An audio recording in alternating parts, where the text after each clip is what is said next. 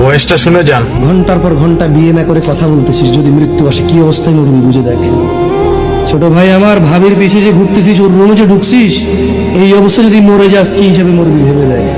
ছোট ভাই আমার, এখানে সেখানে নির্জনতা খুঁজে বেড়াস প্রেমিকাকে নিয়ে, কি অবস্থায় মরবি বুঝে দেখ।